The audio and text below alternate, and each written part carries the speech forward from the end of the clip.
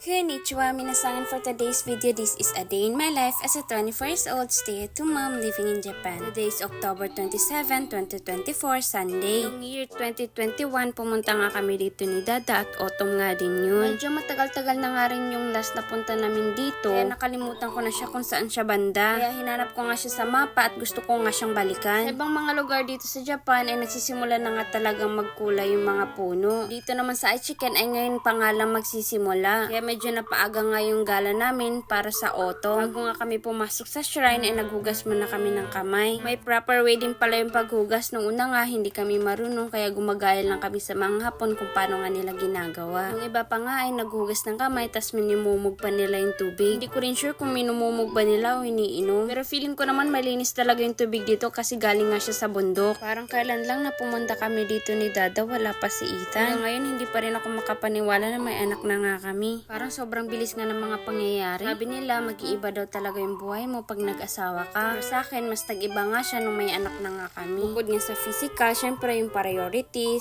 yung mindset, at yung panghabang buhay na responsibilidad. Oo, nakakapagod siya pero hindi ibig sabihin na ayaw namin. Syempre, tao lang din kami napapagod. At very open din naman ako kay Dado sa mga bagay-bagay. Pag ganitong napapagod ako, hindi ako okay, nalulungkot ako, ganyan. Sinasabi ko yun lahat kay Dada. Pero lately lang din talaga na mas nagiging open nga ako. Kasi nga, mag-iiba nga talaga yung mindset mo pag may anak ka. Sa pag-aasawa, very important nga yung communication. Kasi nga, hindi lang naman isa yung may responsibilidad. Anyways, pagkatapos nga namin mag-ikot, ay bumalik na kami para maghanap ng pagkain. Magtatanghali na nga rin kasi sa mga oras na to. At biko nga lang din yung inalmusal namin kanina. Marami-rami nga rin palang choices dito na makainan nyo. Kaso sa ating mga Pinoy, naghahanap nga tayo ng kanin at wala nga dito. Kaya ang in-order namin ni Dada, ay manok ngayon sa akin at sa kanya naman ay carbonara. Sinamahan niya na rin ng dessert na kamote cube. At kumuha na rin siya ng drinks na milk tea. Hapon nga ay kumain nga kami ng curry sa Indian restaurant. At yung na-order nga namin dito ay curry din. Kaya dalawang manok nga yung na-order namin dahil nga kumuha nga ako ng buttered chicken. Sinamahan na nga rin pala namin ng corn na pizza at yung donga nito ay yun yung pinakain ko kay Ethan. And don't forget to follow our page. That's for today's video. Thank you for watching. Matani!